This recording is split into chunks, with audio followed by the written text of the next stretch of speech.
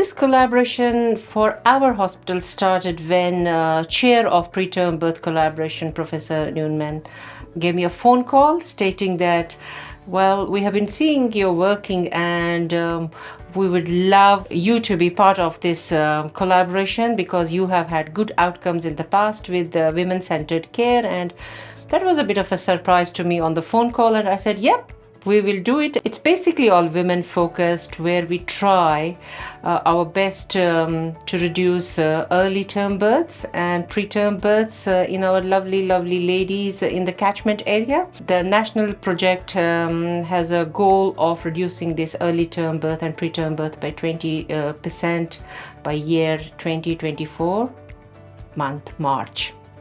Preterm birth is associated with many adverse effects for the babies and the mothers, both physically and emotionally, and the preterm birth journey for most parents is challenging at the best of times. And not only that, for the birth experience and in the immediate postpartum period, but actually also well into the child's life.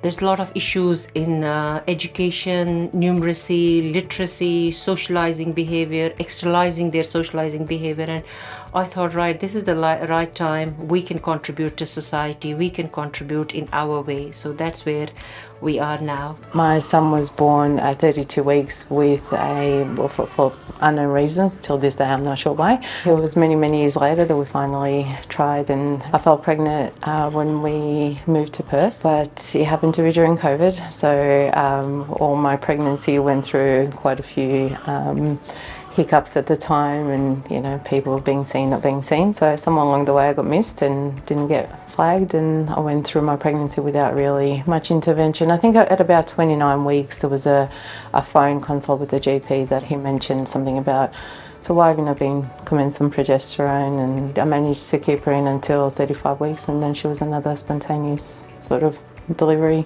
I feel like if any of the information that we're giving out now would have been given to me earlier, it would have definitely helped. I would have, raised the question saying, about this, or are we keeping an eye out on that? And, maybe she would have stayed in for a few extra weeks. If we can even have a small reduction in numbers, it's a lot of women that have, come out better off because of the things we're putting into place. Then once we delved into this project, we found that by good surveillance, by involving women, giving them honest, do's and don'ts, why we are doing, what is the risk, what is the benefit. Even women who should be delivered by 38 weeks, we are taking them across the line and delivering them by 39 weeks. And that for me is the biggest achievement.